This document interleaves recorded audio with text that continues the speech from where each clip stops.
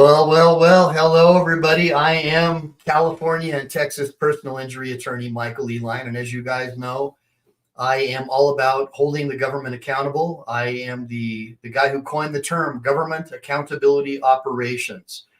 And I stood loyally and faithfully by Chili de Castro's side as he was falsely accused, convicted, and jailed. And then he won his appeal.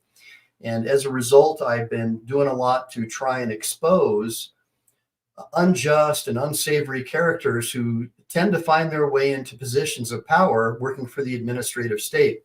And so I do have a special surprise guest on today. But before I introduce him and all that good stuff, what I wanted to do is kick off the show today because this is like going viral all over the internet. And I really like this particular influencer. He's an ex-con who was a shot caller, I think, in a major North California prison, like an Irish prison gang or something.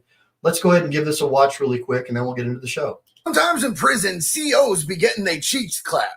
And that OnlyFans model / prison guard just caught charges over a video that she recorded in a cell with an inmate with his cellie recording the entire interaction. Now, her and this inmate had a relationship going for a little while before they decided they was going to make a video to upload to her OnlyFans account. Here's an actual still from the beginning of the video when they were both still clothed. This was actually filmed in this dude's cell, and his cellie was the one who was recording. Went from there to where she dropped to her knees and gave him that old hot tuh spit on that thing. And then he got to clapping her so hard that he had to cover her mouth because she was moaning too loud. Now, they didn't get caught until after she uploaded this to her OnlyFans, and somebody sent her husband the video, and he got really mad, went down to the prison with her kid to complain to her higher-ups. She was fired, arrested, and charged, but now she's been released on bail and is awaiting trial. So sometimes... Okay, so that was just a little fun. And I appreciate everybody joining me on Vertical today. And again, the reason why I do verticals, guys, is because the vast majority of the audience that we need to reach, my loyal and faithful followers in the sidebar, are precisely the people that use vertical. The old school people, like 99% of my audience, use Horizon. I already know that you guys support the Bill of Rights and the Constitution, but it's the younger generation that has been brainwashed by the Marxist administrative state. They need us more than anything today. So really quick, I'm going to just kick off my show with my standard intro. Then I'm going to introduce my latest friend, and I'm going to tell you a little bit about his background. And then we'll just get into the rest of the show and my attorney reactions. To another edition of Ask Michael Eline. This is where I teach people the law in an unorthodox manner by using examples that we see in the news, case law briefs, but it's all about exposing the Leviathan and its instrumentalities and taking back your rights. Know the law and mean to keep it well. Come here to learn from an expert to know your right. Make sure to like and subscribe. Make sure to save, because we never know when the thought police are going to take down this channel. All right, guys. So without further ado, I don't want to get too crazy and keep the secret too long, but you guys know that I have a real problem with Canadians. I kind of think that they're kind of weak, like Trudeau, like panty waists. Not real men, like definitely somebody I would never, ever trust to babysit my kids, lest my son come home wearing a dress, calling himself a she, they, or whatever they are teaching the kids in the schools up in Canada. But I felt so terrible because I had this backlash from all these old Canadians that have like war medals and stuff. I guess Canada actually used to have like a really impressive masculine population at some point. And they're all telling me, no, you got to go to like Quebec and the other parts of Canada where there's still some real men left. Anyways, I found one and I want to introduce you to him. So go ahead and tell us a little bit about yourself. Give us your name, your background, and who you are. Let's do it. Yeah, man, quite the introduction. I love the love for the Canadians, by the way. Thanks a lot, eh? Hey, thanks a lot, eh? Oh, yeah. Nico Lagan. I'm just 40-year-old. I grew up when helmets were not needed. I grew up in a time where seatbelt were an options, and we didn't have a guy named Trudeau running our country. So I feel you. I understand where you guys are coming from, because it is. I just came back after 18 months of traveling the U.S. in an RV, and we're just about to leave for South America. So my girlfriend and I don't want to stay here. We get you. Like, you think California is bad? Canada's like California on steroids. Yep. So it's absolutely crazy. There are still, I have a lot of friends in the military. I have a lot of friends that are vets, Yeah. fighters, ex-fighters. So I got a lot of, there's still a lot of guys that are manly, that believes in the First Amendment, although we don't have it here, that believes in gun rights like I do. Although Yeah. we don't have any gun rights here, we're literally losing. I got so many of my guns are not usable right now. I'm not even able to take them out of the safe, just to tell you. So, it's, yeah, I'm just an old school Canadian that's really tired of his country and I'm not sure if it's savable or not. Yeah, and that's how a lot of us feel too. Even me and my family, we're thinking like maybe we could do like El Salvador or some third world country where they still believe in traditional family values. Give me a bunch of ones in the sidebar if you're scared too for the youth and your kids if you're younger and have children. And by the way, give me a bunch of ones for my friend Nico because he is one of the very few believers in natural law who are still left in Canada. The public education system of Canada has done a terrific job in destroying the minds of the youth of Canada and making sure that large corporations, like basically the Communist Chinese Army, control Trudeau. At least that's what a lot of Canadians believe, who are not part of the brainwashed Leviathan. And so I'm really, really grateful that we had Nico on today. But Nico, as you know, my show is about government accountability operations. And this particular show, I've been doing stuff on bad judges. I've done stuff on bad cops.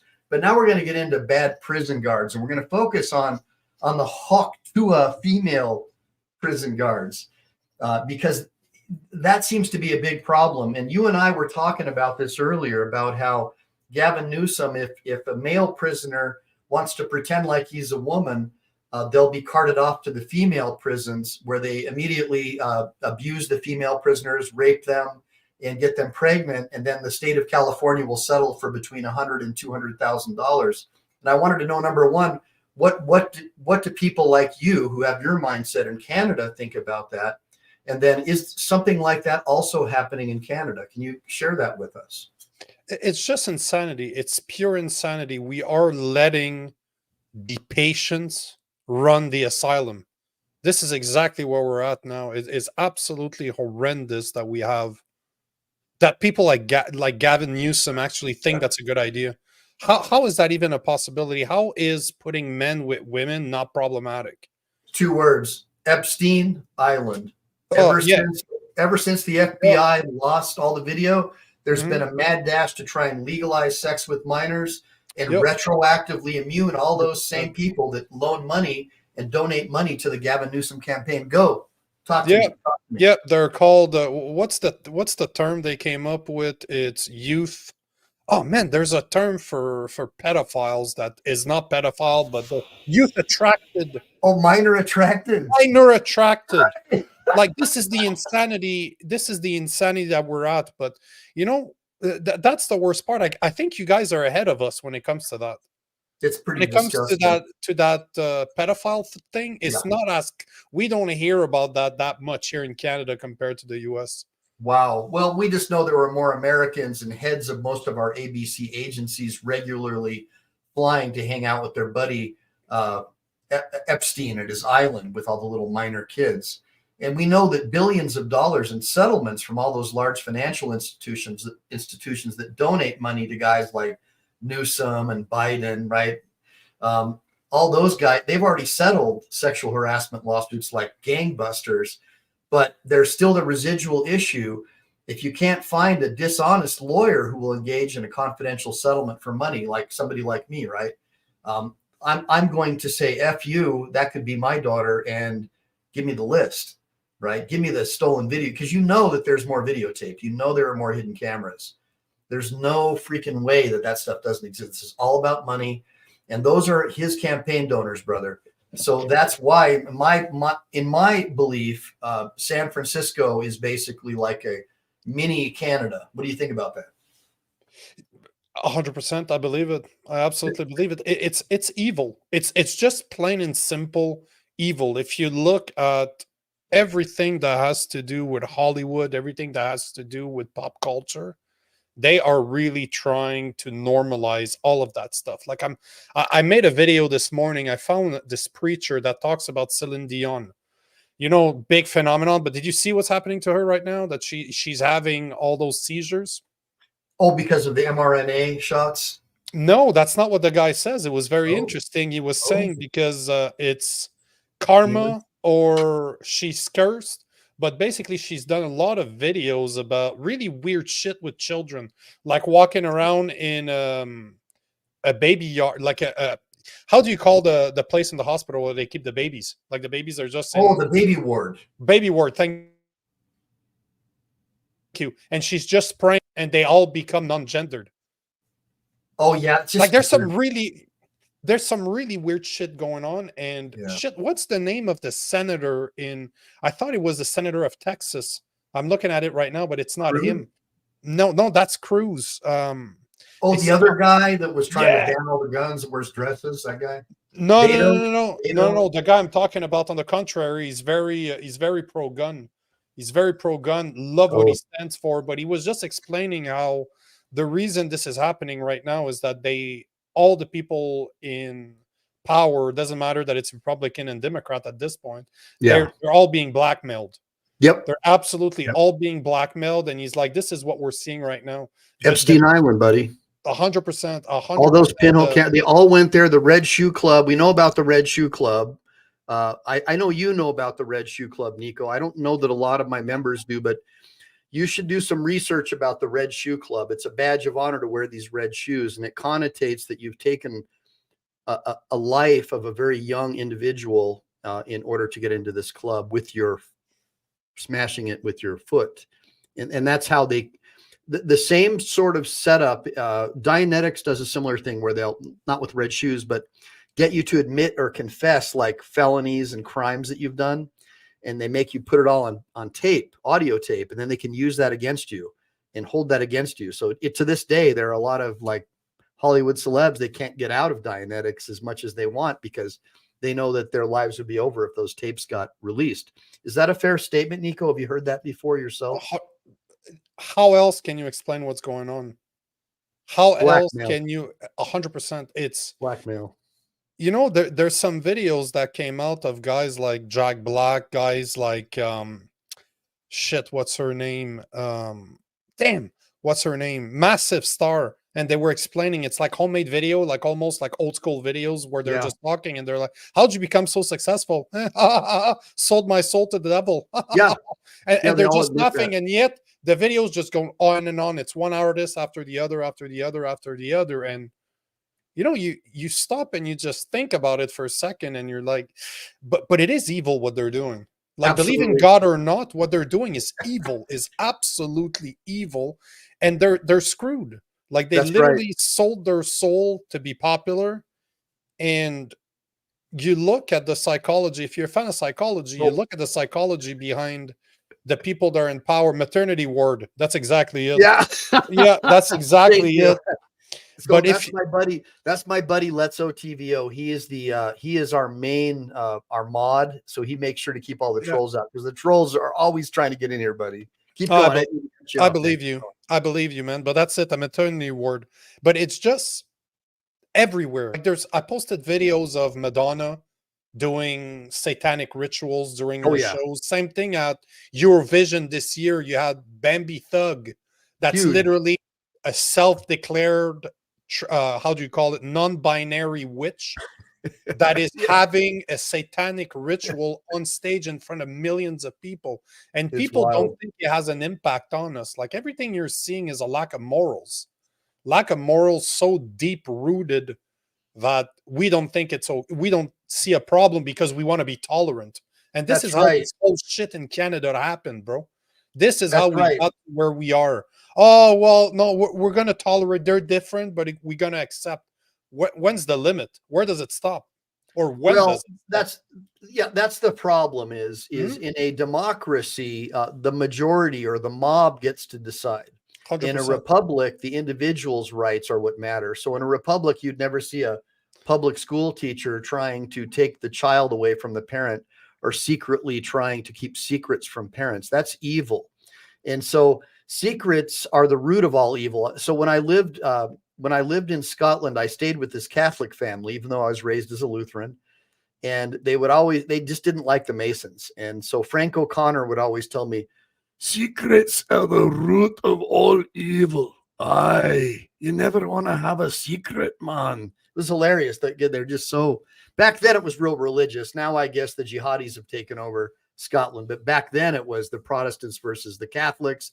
F the Queen if you're a Catholic, F the Pope if you're a prod. And they call them prods. But ultimately, because I don't want to get too far off topic, guys, because I want to get into these reaction videos. But ultimately, what ends up happening is absolute power corrupts absolutely. And no matter where you are, all it takes is one Black Campbell, and Google Black Campbell sometime. All it takes is one traitor from your own country to take that money from communist China, to take that money from the enemies of our republic, some scumbag public school professor, to take that money from the Confucian communist Chinese army or whatever it is that's running some club on their campus to destroy your country. Just one person is all it takes. Look at And in Trudeau, this case, perfect example. yes. And then, but then we see the model. The model is what our cops and the judges and everyone else follow. They follow the model that's set by their politicians. What are the politicians doing? They're hanging out in Davos, flying around on Learjets, telling you you've got to give up your car and live in a 15-minute city while they fly around and bang little kids at Epstein Island. And so that's the example that the prison guards are seeing. And we definitely saw with Chile de Castro, being locked up in a prison. I'm going to tell you right now, the main way those convicts get their drugs and everything else is from the guards. And the female guards, if they're in a male prison, I'm telling you something right now, you need to watch this and think for yourselves before you judge. Here is a female prison guard coming out of a male prison cell alone.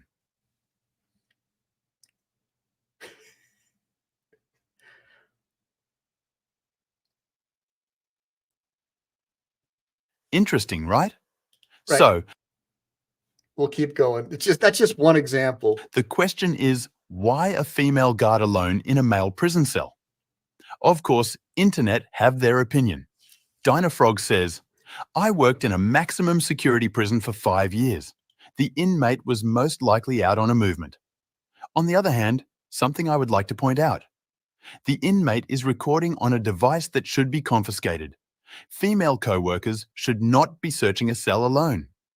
Washington's ghost is against feminism. Tyler Duran, 21, with a controversial opinion. He says, women guards are a bad idea for male prisons. They don't get as much attention on the outside, but then go to their job and have a bunch of fit dudes who work out all day. With the bad boy persona treating them like they're the only girl in the world, it's always going to end bad. And there is always those people. Oh my God, that was great. So The Here, second I to gotta- last message was absolutely right. we got to have a react to that. Wait, Nico, I got to share something with the audience and you Yep. first. I got to lay a foundation. So a lot of people know, like I dropped out of school when I was 15, got a full-time job as a painter's apprentice. So I was out there on the construction site, and a lot of the dudes were ex-cons that I worked with, and they were always these extreme, like outrageously gorgeous, sexy as hell women that would show up at the job site, and they would just take off and disappear for 10 or 15 minutes, and they just loved these ex-con bad boys. And sometimes you'd see these women show up all bruised up, bruises on their arms, black eyes. And you started seeing a theme here. These dudes are abusing these women and they keep coming back for more. And so I asked my buddy Tito, who had just gotten out of the Navy, he got me that job as a painter's apprentice. And he said, there are some women, Mike, that are attracted to abuse. They like the concept of this big, bad, powerful man who they can control. And so they'll let this guy beat them up and call the police and get him arrested, and then drop the charges because that gives them power over him, and then make up sex and all that. And he was telling me, this is a pretty smart guy. He was telling me it stems from their childhood. It's usually because they were abused by their fathers, but they tend to get jobs where they work like in a prison or a juvenile detention center, or is public school teachers. He said women who like abuse and like to be around abusive men like to get jobs as teachers. And I just wanted to see what you had to say about that, because we just saw an example of like, what the heck is that woman doing alone in a prisoner's cell? How could that be? Women don't belong in prison at all. Zero. Like like police, not police officers, but guards should never be females. You're dealing with a bunch of males. And I'm sorry, I used to, I'm a sales engineer by trade, and I used to work as a bouncer just for shits and giggles. Yeah. And they would have police officers that were women. I totally disagree with that. They're always the one yapping. They're always the one starting shit. And as soon as something happens, it's their partners that needs to jump in and do something, that needs to defend them. So can you imagine in a prison environment, those women have, as you said, all the power. They're surrounded by jacked dudes that only have access to other dudes. And when you've been in there for a while, I guarantee you that even the ugly guards are pretty. Oh, what do you think happens? Because a lot of women out there have daddy issues, and they're looking for attention. What's a better job than making $100,000 a year and getting fucked by jacked dudes? Wow. I never thought about that, because obviously I'm kind of a jack dude myself. And I'm not interested in going to prison. But it makes sense, though, when you think about the psychology behind it. It makes 100% sense, because those women are not mentally healthy. Let's not lie to each other here. We're not talking about a woman that had a proper relationship with her father and her mother. Right. And plead the fifth, 555 says no women guards in male prisons, 100%, period. 100%. Yeah. In the same way as should you have male prison guards in women's prison. Oh, man, I've got some videos I want to share with you all about that too. No, but it's the same thing, right? You're looking for, you're really inviting bullshit to happen. You are looking for trouble if you're putting women in men's prison and men guards in women's prison. There's no difference, right? What's the difference? Yeah. Oh, by the way, I just found, Brick Jonesy, right on. So real quick, Brick Jonesy's a good friend of mine, Nico, and Brick is a natural law theorist. He's also one of my mods. I really like him a lot. And he helped me and BZ Watchdog support our friend Chili when he was falsely locked up. Good for you guys. Yeah, and I just got I'm sorry, man. I just saw in the sidebar that Chili's doing a live right now. And I feel kind of bad that he's doing a live and we are, because I'm supporting Chili. But hopefully I have my own audience now. And I don't want to interfere in any way with Chili. I really love the guy. But this is more about, corrupt prisons and how, what's going on in the prisons. So just really quick, I know, Nico, since you probably don't use StreamYard, that you may not see all the comments in the sidebar. I do. I've used StreamYard for years. Oh, terrific. I just wanted to make sure, because I'm telling you, 99% of the time, my guests don't see what's going on. So everybody in the sidebar who's joined us a little late, he's from Canada, and he's like a real Canadian. He supports natural law, and he's, he actually goes to the gym, and he doesn't drink soy products.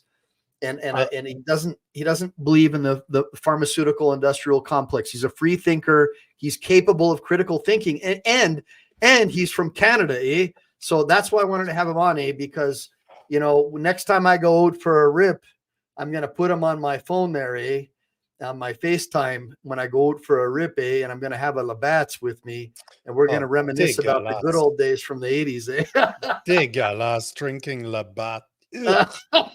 Oh, that's great. So anyways, everybody on the sidebar, obviously go support Chili. He needs your support. And look, even if you're not going to watch his show, buy some freaking cop cards and some trifolds and help him out, because Chili's made all these obligations to help other people who are victims of the government out of his own pocket. And obviously getting locked up for 4 months, well, that prevents you from earning an income. And so he's got all these obligations, and everybody loves to watch him, and everybody loved to watch him get locked up and handcuffed, but he actually had to go through that experience and then finally win his appeal. So I'm just asking you from the bottom of my heart to please support my friend Chili, because by supporting him, you're supporting natural law, and you're supporting freedom and liberty, because he's the only person I've ever met in my life with enough balls to actually appeal a misdemeanor in a case like this. And I'm absolutely blown away. And that's how the administrative state gets you. They get you by just getting you just enough to where you won't want to spend the money to fight it. And that's why they go after low income people. They target minorities. You guys know what I'm talking about. When they run my plates and they see I'm a law firm, the last thing they want to do is pull me over. Think about it. And I'm not saying that as a matter of pride. I'm here as a witness because I have my own personal knowledge, and I am a believer in the Constitution and the Bill of Rights. And now, Nico, I know that you're from Canada, so the Constitution and the Bill of Rights are a little different for you. But for whatever reason, you seem to really be a big fan of our Bill of Rights. So tell us a little bit about that. I just came back from almost 2 years in the US. It's, I love your country, love what you guys stand for, especially the South.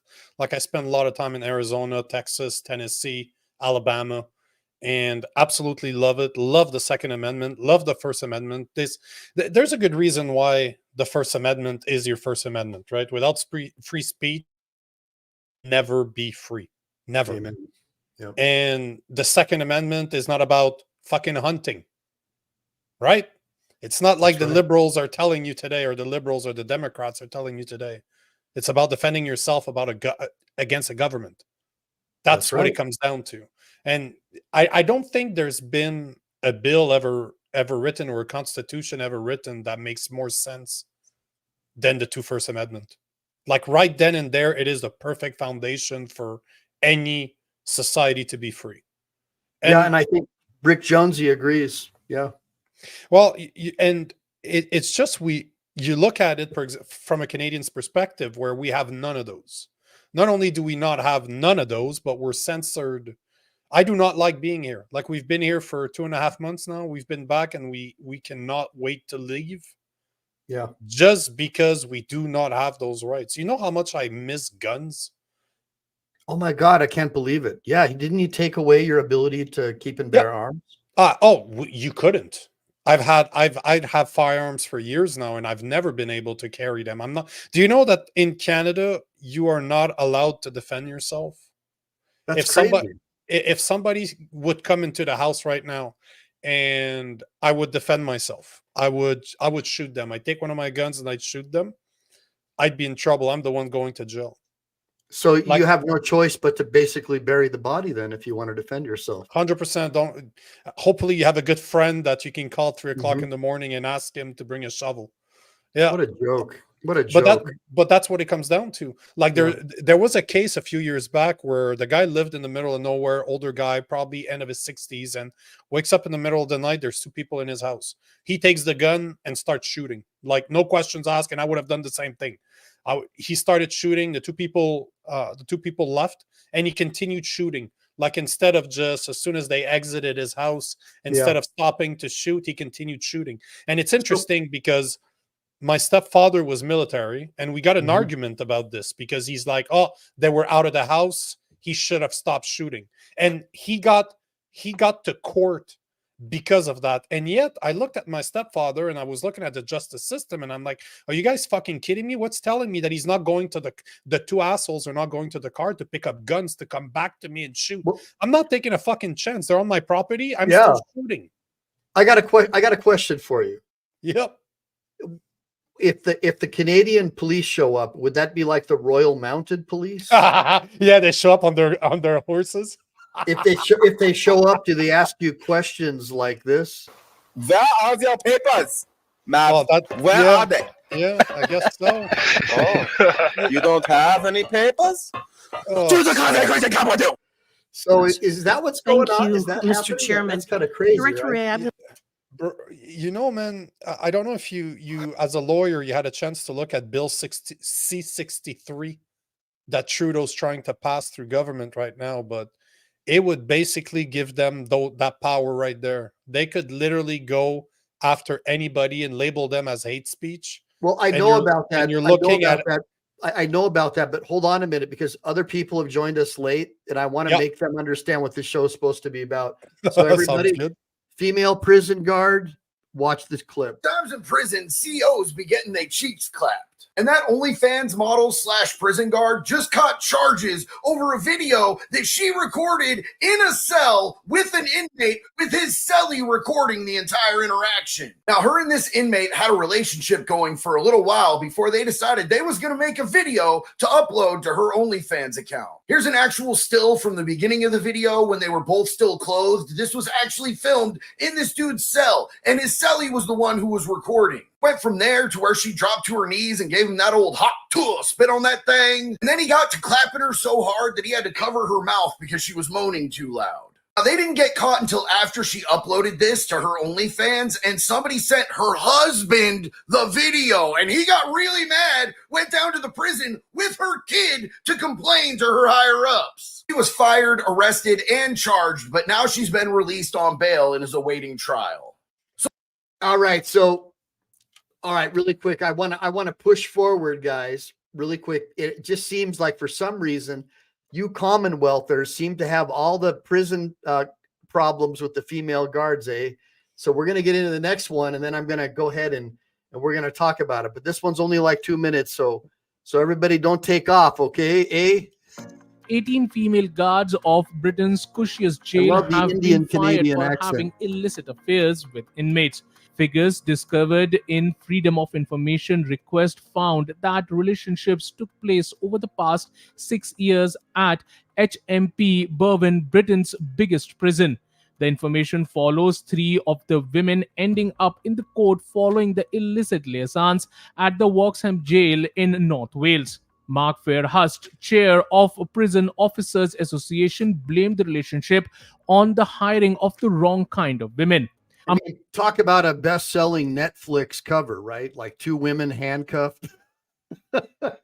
Among the guards guilty of initiating relationships with the prison at the £250 million super prison, which houses Category C adult offenders, were Jenny Gavin, Aisha Gunn, and Emily Watson. And by the way, just really quick, Nico, I just wanted to point out something that when Rockefeller imported the public education system from Prussia to the United States, it was basically a prison-style model. And you'll notice that the prisons look just like public schools, don't they? It's kind of an amazing thing. Most recently, Gavin was jailed for 8 months in December following her relationship with 25-year-old Alex Coxon. She had sent intimate photos of herself to the prisoner on Snapchat and kissed him during the relationship between April and July of 2020. Gavin pleaded guilty to misconduct in public at the Malcount prison after accepting... I can't help myself, but work with me. Oh my goodness, could you do an accent better than me? Oh boy. Anybody? You're not going to do it. Okay. I kind of figured that's right to do the accent. £150 to bring in mobile phones.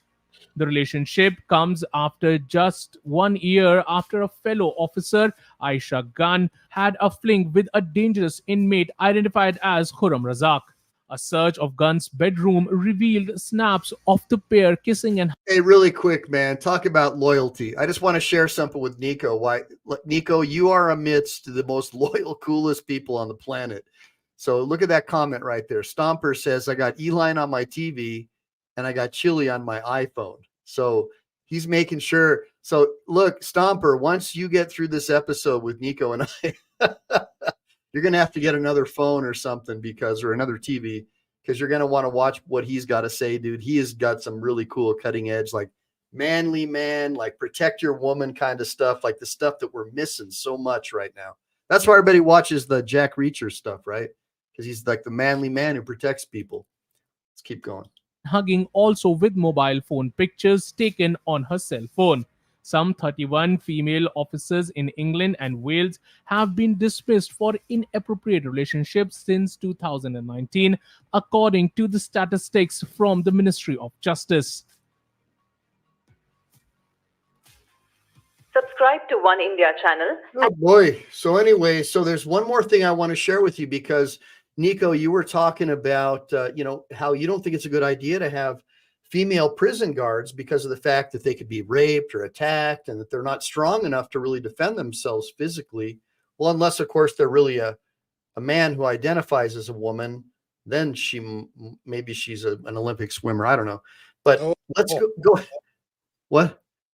I was just laughing. Olympic swimmer. Yeah. So let's just watch this for 3 minutes, and then we're going to get into some discussion with the audience. A 27-year-old inmate at Rikers Island somehow managed to sneak his way into a watch post at the prison and proceed to sexually assault a female corrections officer. Now, as that was happening, there were other inmates that saw what was going down, and they actually took it upon themselves to save her from the sexual assault. Now, according to witnesses that saw the event, during the attack, Young, who is 5'9" and weighs 290 pounds, pulled down his pants and began masturbating while choking the officer. He also managed to drag her into a bathroom where he allegedly took off her sweater and proceeded to sexually assault her. He put his lips on her lips, and it was obviously a very scary ordeal for the woman, who has not been identified at this point. So one of the skinny inmates managed to slip through an opening into the area that they were in and somehow get this guy off the female corrections officer. And then the other inmates called other authorities to come and help with the situation. So thankfully, it didn't go too far. But I think stories like this are important, right? Because a lot of people... Hold on. I want to stop this right here. Okay, so Nico, you're probably going to steal my thought, but I want to say it first because it's my show. You know, you can get me next time. This is the traditional God's gift and blessing on women that 99% of men will always come to the aid of a damsel in distress. Go, talk to me. Couldn't agree with you more, man. We're meant to protect. There's a good reason we're that big, right? My girlfriend and I are the perfect example. She's about 120 pounds. I'm 225. Who do you think's meant to protect who here? But that's what happens, right? You have this less than 1% of the guys that are the asshole trying to rape a woman. And then you have 99% of the men that are like, okay, what the fuck are you doing, bro? This is not acceptable behavior. But this is what it is, right? And it's unfortunate because, you know, I talk about feminism all the time, but it's unfortunate because feminism is killing that instinct that men have today. They're like, I know I need to protect them, but I don't want anymore because I don't want the repercussions. So you're saying men are scared now to defend the woman because they may be just called like anti-feminist or something. I don't know. Well, you know, that's funny. Wasamata, what's a woman nowadays, right? That's the first thing we need to establish. But I posted a video the other day. I commented on a video where there was a woman that she did some stupid at the pool. She was drowning. So there's a dude that jumped in the water. She was unconscious. I saw that. He dragged her out, saved her life. And now she feels like she was molested. She was touched by the guy because she didn't give her consent. I'm like, are you kidding me? Is that really where we're at right now? Is I'm going to wait till you're conscious again before saving you? Some money. Let me take it back. An Indian giver of sex, right? No, but it's just insanity. But at the end of the day, men will protect. Men want to protect. And, you know, as one of my buddies says, if you don't know how, it's your job to learn. Amen. If you don't know how to protect somebody else, if you don't know how to protect yourself, if you don't know how to protect your family, it is your duty as a man to actually learn. I think that is really prophetic. So I'm going to get back into this video because I don't want to lose too many people. And I want you to stay on thought because we're going to get back to this conversation. Let me just get back to our video and let's get this bad chicken rolling. People are under the assumption or the impression that all inmates are terrible people. They're all in there for bad reasons. And, you know, if they're treated poorly, who cares? They broke the law and they deserve bad things. No, a lot of these people are empathetic. They are good people. A lot of these people are in there for nonviolent offenses. So I like that this story came out and you have an example of inmates going out of their way to help a corrections officer. Now, of course, Raleek Young, who's the guy who allegedly did this, is also a terrible guy. Yes. And so are some... Now, this particular announcer, dude, like, I've seen him before, and I kind of think he's kind of a prick. Yeah, I don't really like the guy, but, you know, that's one of the things about my channel, too, dude. I was telling you earlier, I was sharing with Nico earlier, guys, that, you know, I would say probably half my channel or like would identify as being Democrat. The other half probably identifies as being Republican. But we all believe in natural law. We all believe that our rights come from a creator and that they can't be taken away by humans, by the government. And that's why we all come together. And I just think that's a really cool thing. And in this particular case, even though this guy, I don't know who he is, but I know a lot of people can't stand him on the right. I support what he's doing here. So don't hate on me, the other part of my audience, because, you know, you're going to always find that there's a converging of goodness in humanity. God made us all knowing right from wrong in our hearts. And I don't think many people will deny that. If you don't want to believe in God, call it your creator, whatever you want to call it. But let's go ahead and finish watching this bad chicken. Inmates, terrible? Of course they are, right? And there's a reason why some of them are in the position that they're in. But there's an extra bit of irony here. So I often wonder why there's so much rape in prison, why that's allowed. What a weird thing, like where we've decided, oh, rape is completely unacceptable, unless you're in prison, in which case the guards look the other way and who gives a shit, so rape anybody you like, right? I just find it mind-blowing that we live in a country that routinely allows that. But look at this. So the guards often look the other way. And now that's wild. So I wanted to ask you about that, Nico. So what about Canada? I mean, does Canada have a similar issue with prison rape? Is it as rampant as we hear about it happening in the United States? There's no difference. I think it's going to happen anywhere there's prisons. You're preventing men. I think there's a misunderstanding or let's call it a misunderstanding that men don't rape men because it's not about sex. It's about power. What's the worst thing that you can do to establish power to somebody? What's the worst thing the worst thing I could think of is being held by a bunch of dudes and getting raped by them. You might as well fucking kill me. This is why they do it. It has nothing to do with sex. It all has to do with control and power. Rape has nothing to do with the sex itself. It has to do with the control and the power that you're putting on that person. And unfortunately, this goes for women too, right? Most women that get raped has nothing to do with sex. It is just a violent act that somebody wants to be done.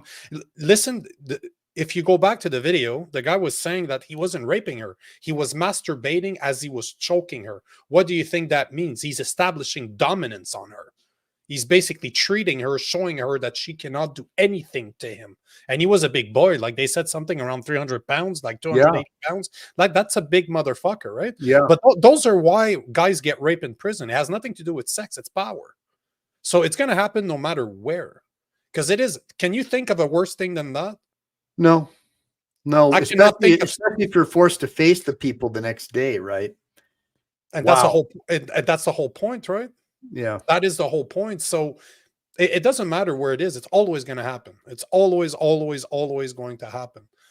But now, what would you rather? Would you rather guys rape guys or guys rape the actual officers that are in prison? Right. Well, me personally, obviously, you know the answer. I don't want to even have a prison industrial complex to where that's even an issue. Yeah. And my fear is, as many of the people in my audience knows, you just muted yourself. Yeah, no, it was an act. But as soon as I moved the microphone, my fear is that as politics become more divided, and we, in like California, for example, the states evolve into these single party systems. The single party system is the ultimate, most corruptible, of course, the ultimate destructive system. There's no real counterbalance. That's why the communist Chinese have been able to just burn through freedom, burn 100%. Through other countries, burn through a lot of our corrupt politicians to establish dominance in the world. But at the end of the day, once we're all controlled by the communist Chinese, we'll either be dead because they'll develop some kind of mRNA from their purchase of Ancestry.com to kill us off, or some other type of situation like that. But again, whenever you have the concentration of power, that's where you have the root of all evil. And you're seeing that in the prison industrial complex more and more, right? I mean, it's like a microcosm of the politicians. The prison guards, it's like a microcosm of the politicians. They're just sort of copying the people that are doing it above them. What do you think about that?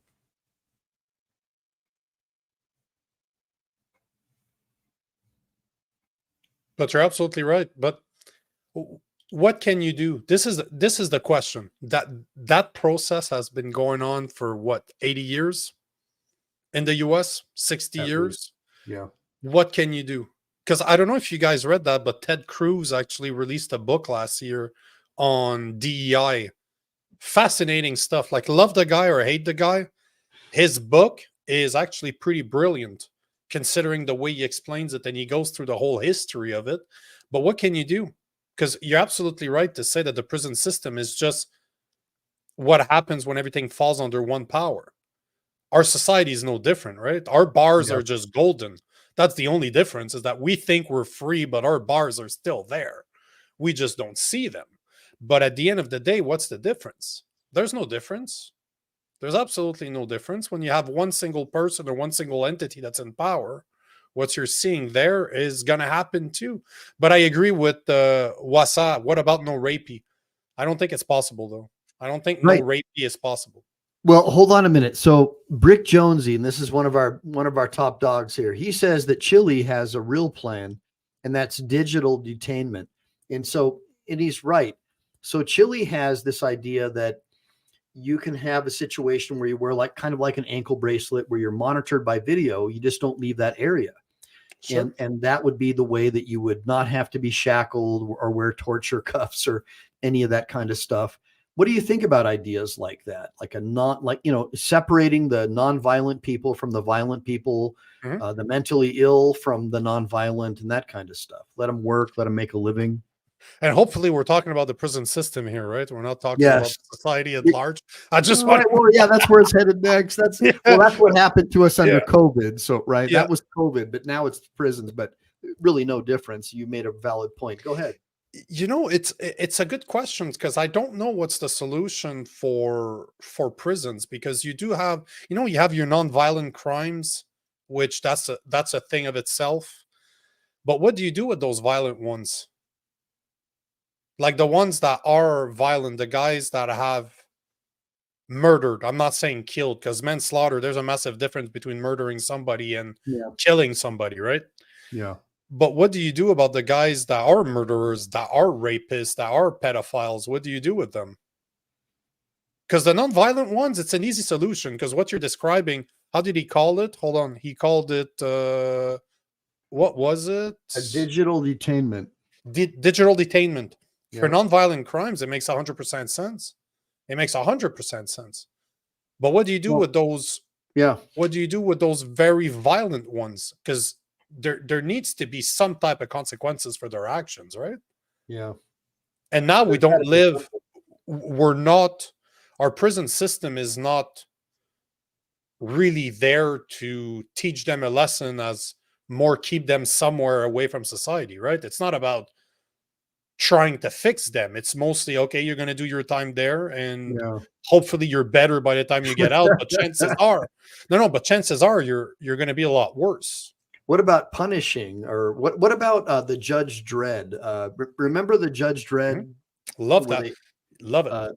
Love those. Give me a bunch of ones in the sidebar if you guys know what I'm talking about with Judge Dredd. But he was like the convict, and they put him in this gel, and then they freeze him, like cryo freezing or something.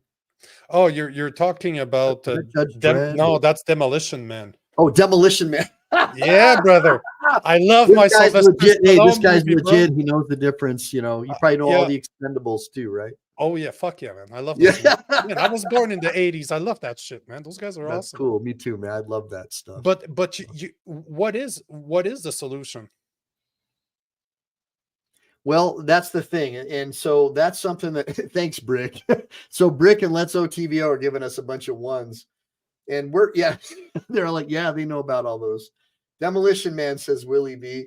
See, this is why I'm so stoked that you came on the show today, brother. And by the way, guys, give me a bunch of ones if you want me to have Nico on the show again. And then also, Nico, if you want, I don't know if you can, but if it's possible, go ahead and type your YouTube channel into that post a comment bar there on the sidebar. Yeah, I was trying to connect. I have so many fucking accounts on there.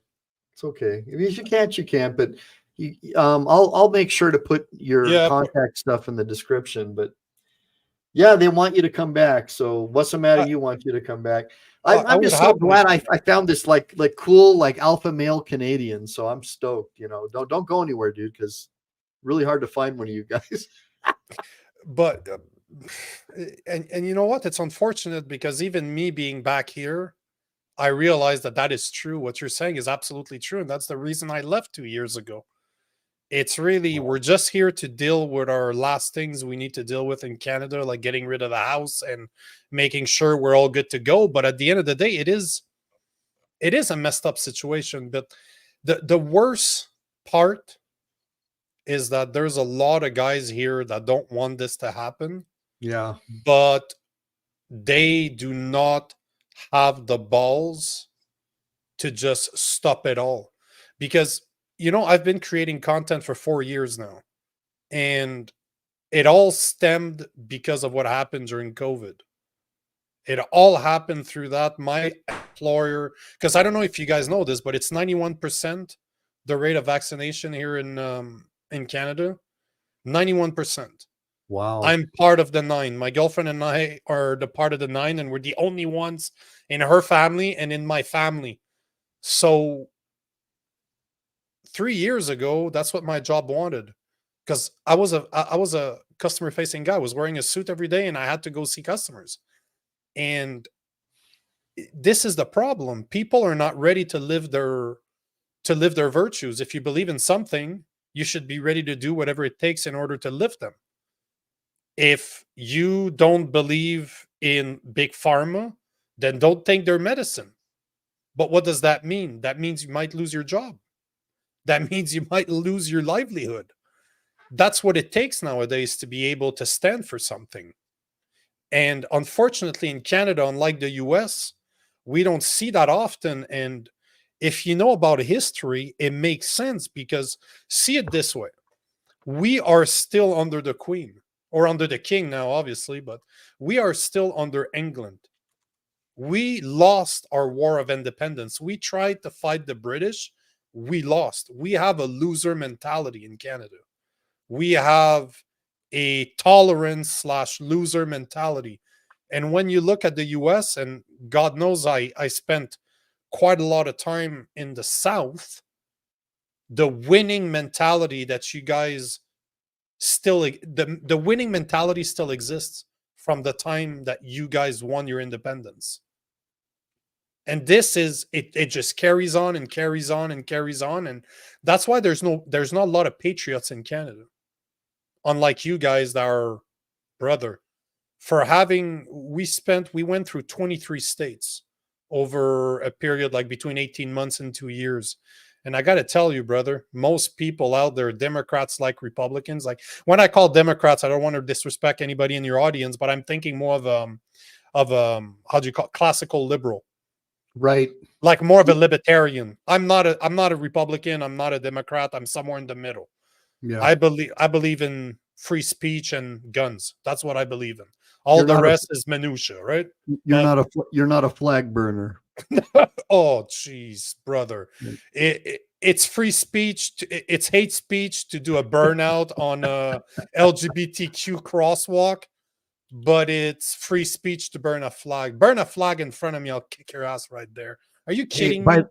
But by the way, really quick, man, I got the guy's name. It's Cenk, CENQ. Somebody in the sidebar. This hold on, this guy. Hold on. Oh, the big guy. This guy. Yeah, let's finish up his video and get back, because I want you to tell us more about yourself. But I also know that at least some of the guys in the sidebar like this guy. So I'm going to go ahead and let him watch the rest of the video and allow the inmates to be raped. But when it's a guard being raped, the inmates were actually more decent. And they stepped up and they didn't allow it. Yeah, that's a really good point. I never really thought about it that way. But the fact that rape is allowed in prison just shows you how much our society just doesn't care about inmates at all, right? Like, it's not about rehabilitating them. These are people that are seen as throwaways. Okay, so really quick, I'm just going to share something really quick, and I'm going to roll it again.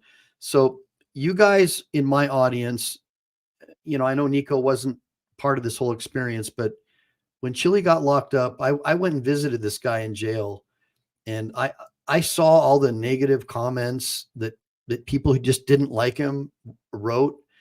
And you guys should be ashamed of yourselves. That's all I have to say about that. Let's keep watching. So we don't care about making them better people so they come back to society and are productive members of it. We just care about punitive actions against their crimes. That's it.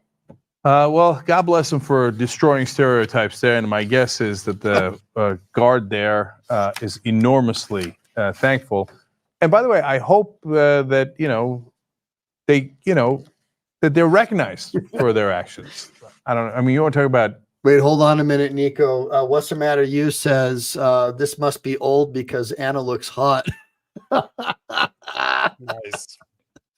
I'll keep rolling. Time off for good behavior. That's definitely good behavior. Doesn't get any better behavior than this. By the way, I should also note that the suspect in this case is being prosecuted for his new crimes. There was some question as to whether or not he would be prosecuted for them, but yes, he will be. So attempted rape, you guys get the picture. He was actually serving time in prison and has been serving time in prison since 2007 because he raped someone under the age of 14. Yeah, look, there are things that go bump in the night. And that's why I'm somewhere between our prison system, which is so vicious and ridiculous, and Norway's prison system, where that guy would get to complain that he doesn't have the. Yeah, well, there's got to be something in between, right, man? Like you can't just. I mean, there's so many people. You weren't in my show the other night, but so Nico, there was a study done about these families in the UK where they're real big on family honor. And clearing their family's name. I don't know if you've heard of this, but this was very common in the British military and whatnot. And I don't know, back in the 1600s, where you'd want to clear your family's name if your family's name had been dishonored. And so there's still people to this day who are clearing their family's names, getting hangings and false convictions set aside and whatnot. And so there are still people out there who are like that, who want to clear their family name. And not everybody is a bad person.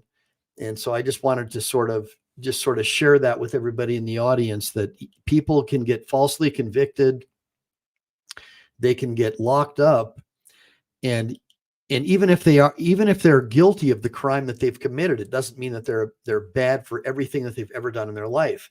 And so we were kind of talking about that earlier, about how people would go and rescue the female prison guard. And this is just another example of that, of, just what a nightmare. And then we look at this example. We have 40 defendants, including 24 guards, convicted in a widespread corruption scandal in Baltimore City. So this is back into the United States. And this had to do with a prison gang, the Black Guerrilla family. And so what I wanted to get into really quick, guys, and then I'm going to turn it back over to Nico, is that all the drugs that are coming into these prisons are coming in from the guards. And that's pretty much it. And when you go to like Clark County Detention Center, you can't even have in-person visits with any of the people in there. And there's no natural light or anything like that. So it's really unbelievable. So Nico, tell me a little bit about what the prisons are like in Canada, if you know. I have quite a few friends that ended up there, but they're not as brutal as what it seems in the US, though. I don't think our prison system is a business the way yours is. Because you guys is just... I don't even know how to describe it. I don't even know how to describe your prisons outside of a business. Because that's what it's become, right? You guys don't you guys manufacture stuff? Don't you guys, like, private prisons, tax-funded private prisons. That's right. But that's my point. Like, we don't. This is not. There's a good reason why you guys have the highest population of incarcerated individuals in the world, right? It's unbelievable. They need customers. Like your prison system sounds like our doctor system. We need customers because pharma needs to sell their medication. You guys need prisoners in order to continue to run that business properly. How many industries depend on your prison system? Oh man. I mean, Nevada would probably die. But Each this guard is making about 120 grand yeah. or so a year. But this is the problem. What's the solution? Because no matter what you look at Norway, they're too lenient. Yeah. Then you have other places that are too brutal. What is a good middle ground? Because there's some guys, I'm sorry, but there's no, I'm not, I don't want to say I'm sorry because I'm not sorry. There are things that are unacceptable. If you touch it, to me, it's a bullet in the back of the head and we're done. There are things to me that are not forgivable. But outside of that, what do you do? What do you do? What do you do for nonviolent crimes? What do you do for guys that are there for robbery? What do you do for guys that were in a fight? You and I fight, right? Whatever. You and I fight, somebody gets injured, I get in prison. Guys fight. Guys fight. We used to be able to have duel. Do you know that to this day, at least in Canada, you might be able to tell me, but you know in Canada, you're able to have fights? Normally, you don't get arrested for fighting. You get arrested for disturbing the peace. Well, they call it mutual combat here. So typically, unless you're disturbing the peace, they wouldn't. Yeah, it's very similar. You know, Canadian. We're very close, man. We're very, very close. But the point in the matter is, what do you do with the vast majority of prisoners that are not violent in nature or they're not really a threat? Yeah, and that's something that Chile de Castro was talking about as well, is that, you know, the whole idea behind a digital prison, having the ability to not have to be locked up or have a shock device or something like that. That's the only thing that I can think of. You should not have any nonviolent person thrown into a gladiator academy. I mean, it's going to give the guy PTSD. They'll end up becoming someone's BI, you know what, because they were brought up properly. They just may have made some kind of a mistake. And now you have this prison industrial complex where they're forcing people. Like, I don't know if you saw my Judges Gone Wild series, like part 2, but there were these 2 Philadelphia judges. They locked up like 5,000 minors into a private prison, and I guess they got kickbacks, and basically a slap on the hand for them, of course, right? So, but what is the solution? Because you guys bring up a good question, and Chile is, I'm not saying he's wrong, I'm not saying he's right, but what is the solution? Because there are some guys that I don't think you can fix. There are some guys that are, is deserve the right word? They deserve to be in a place that is violent? I do think so. Because there's some guys you're not going to fix. We all met those people. I grew up with a guy that there's nothing you can do to fix that guy.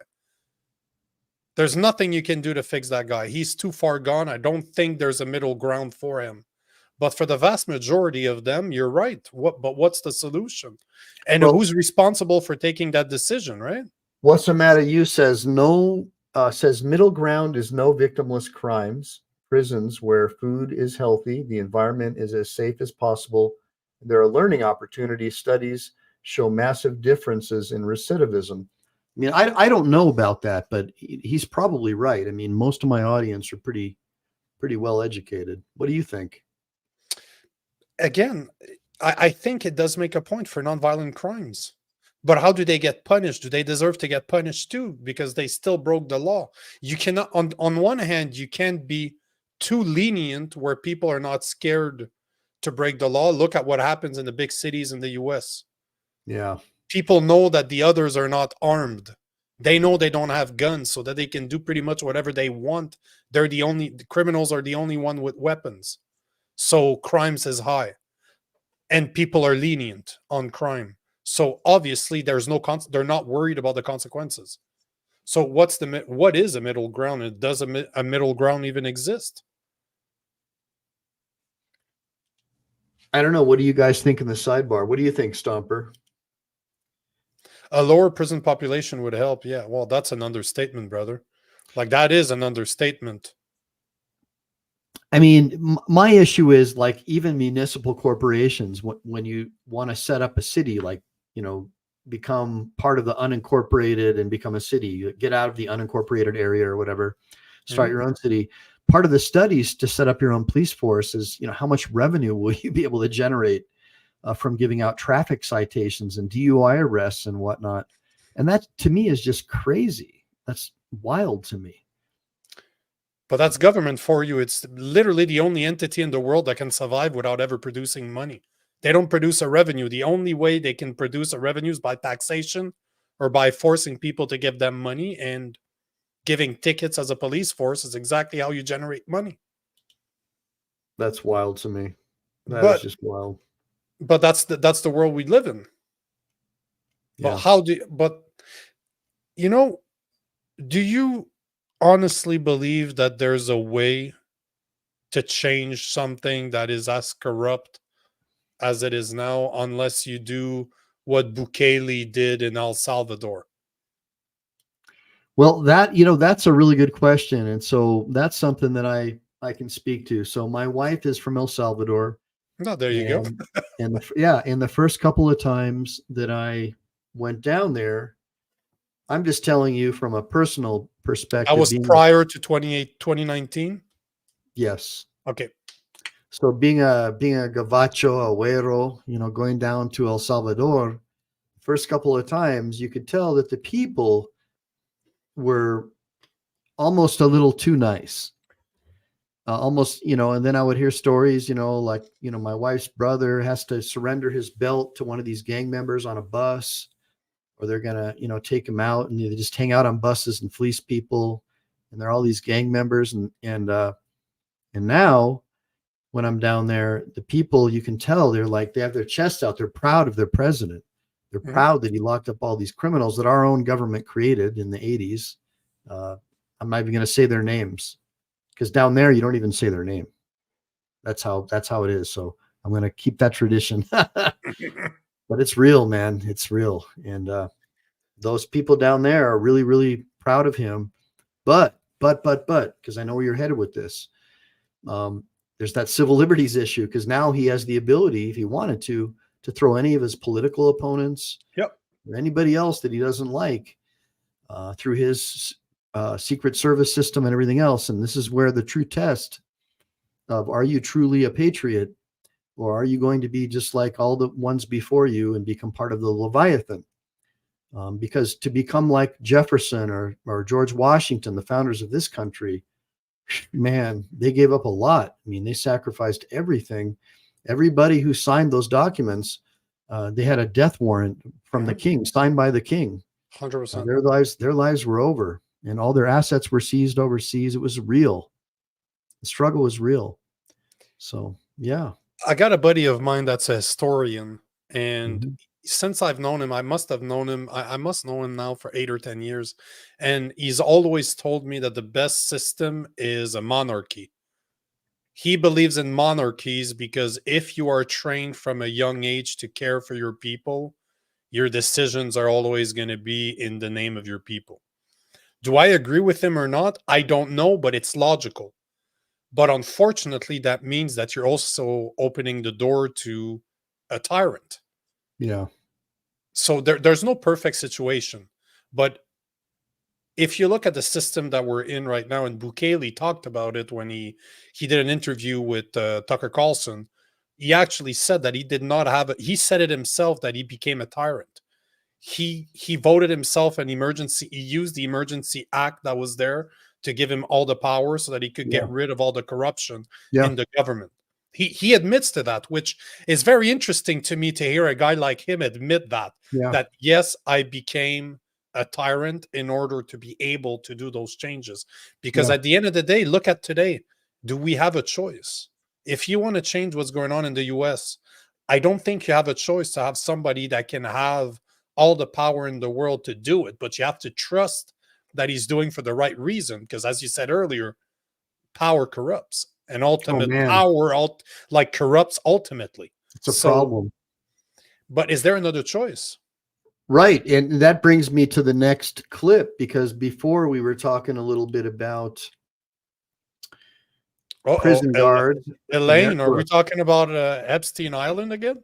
Well, we're talking about how the Leviathan and its instrumentalities always seem to find a way to take care of their own. And we've seen that even these judges, when they get their punishment, it's usually a slap on the hand compared to the people that they targeted. And in this particular case, we're going to talk about a lawyer, a female lawyer, who had her hand in the prison industrial complex. Dana, come on down. When UVA law student Dana Tapper appeared on the Ellen DeGeneres show in 2013, But Dana has been steadfast in her commitment to helping those less fortunate. she talked about being the first in her family to go to college and how she didn't want to work at a big corporate law firm when she graduated, instead hoping to help those in the juvenile justice system. The only reason I came to law school is to work with kids. DeGeneres rewarded Tapper for her passion, giving her $20,000 courtesy of Shutterfly. And then also to go with it, they want to give you another $10,000. Now, roughly 5 years later, Tapper faces charges for allegedly giving an inmate at the Riverside Regional Jail a cell phone and drugs.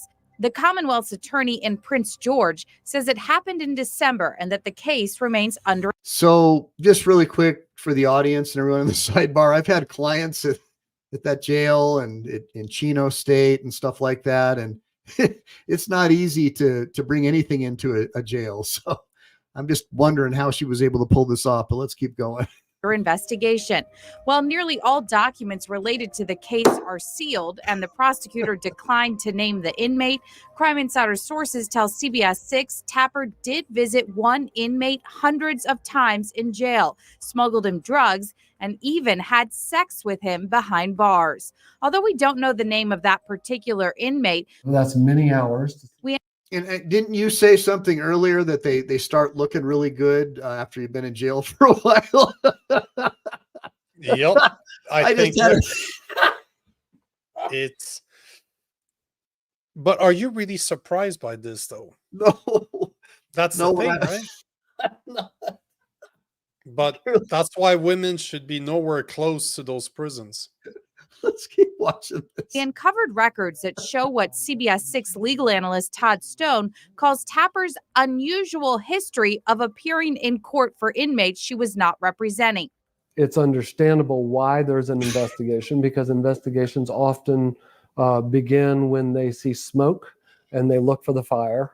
The first involves Karan Porter, who last year was found guilty of leading state police on a high-speed chase back in 2013, a chase that ended when Porter crashed into a car and killed a 73-year-old Marine veteran. CBS 6 obtained a log from Riverside Regional Jail that shows Tapper made 38 professional visits to Porter over a year and a half. This November 2016 transcript from what was scheduled to be the first day of Porter's retrial in Chesterfield shows Tapper showed up that day and asked to address the court, even though she was not Porter's attorney. She said she had spent several hundred hours on Porter's case, many of them. Now, that, ladies and gentlemen, used to be someone's bundle of joy. So. With Porter, and said his current counsel was ineffective. However, she did not request to become his attorney. I can usually meet with someone in an hour and I get everything done. So we're talking like several hundred visits on my timetable. Stone says spending so many hours with an inmate is highly unusual outside of a capital murder case. And she's not even representing him, which is what makes it so odd. We also learned that Tapper raised some eyebrows in Henrico when she spoke as a witness on behalf of convicted felon and gang member Damian King. King was in court for a bond hearing in September of 2016 on charges that he broke into a man's home and shot him. Prosecutors said King's blood was found at the scene. We listened to an audio recording of Tapper's testimony at his bond hearing. So I'm not getting it. Look, I know you're not a lawyer, but if he shot someone, how is his blood at the scene unless he shot himself? I don't get it, man. It's kind of weird. Gun control, I guess. They don't know how to properly trigger finger. Be careful. Like, who knows? Maybe he shot himself. Let's finish this video off. She said she had met King through a friend that ran the Legal Aid Justice Center's Rise for Youth program.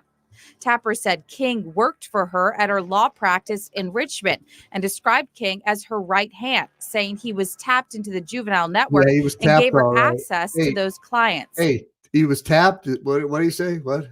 He was tapped. He was tapped. She was tapped.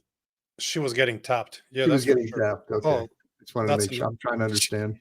King's attorney asked Tapper if she had any concerns about working with King going forward, considering his current charges related to the shooting. And Tapper answered, absolutely not. We asked Stone if defense attorneys typically appear as witnesses for inmates. There's nothing wrong with it, but it's not something that you see very commonly. He also said hiring a convicted gang member to work in your law office raises some concerns. It could be a potential danger zone for a lawyer to. It could be potentially looked down upon to have a gang member that you were balling in jail. Have someone like that working in their office. The judge ended up not granting King bond, and he ultimately pleaded guilty in the case. He now faces gun trafficking charges out of Brooklyn. We contacted the Legal Aid Justice Center to find. Well, here's something. Look, I got to tell you, brother, like all these gun laws, what a joke, man. Trafficking, all this stuff. I mean, come on. If everybody was armed, everybody would be too scared to use a gun. A well-armed society is a polite society. Yeah. Yep. The only people that win from gun control are criminals. That's it. Criminals and governments. That's it. But it's true. Like you have wrong ideas, eh? Yeah. You can blame the Canadians for that one, I guess. But man, just a video you've seen. What's the thing that you see in every single video that you showed today? That women should not be close to inmates. No, but seriously, if you're spending that much time with a violent man and he's not doing anything to you that is violent, that means you're sleeping with him. You're giving him what he wants. It's crazy. I just see these stories more and more of female prison guards who are bringing in drugs, and these guys are having their way with them, and they like it, and they're posting stuff on OnlyFans. I just wonder how much more it's really going on. This is all we're hearing about. This is probably the tip of the iceberg. 100%. You know, it's 10 times worse. What's actually going on is a lot worse than that. A lot worse than that. And again, it makes sense. You have a bunch of violent, deprived men. Yeah. And you know that old expression that women like bad boys, that's not a joke. Obviously, that's not a joke. And most of the times is your very preppy, stuck-up women that actually like those men. They might not have known, but they discover it pretty fast. Wow. I never thought about that. Bro, I look like a criminal, so I know how the bad boy image actually works. But you're killing me right now. I don't know, but that's what it is. Think about it this way. You know, we were saying earlier how it's a job of a man to protect. Yeah. But most women want to feel protected.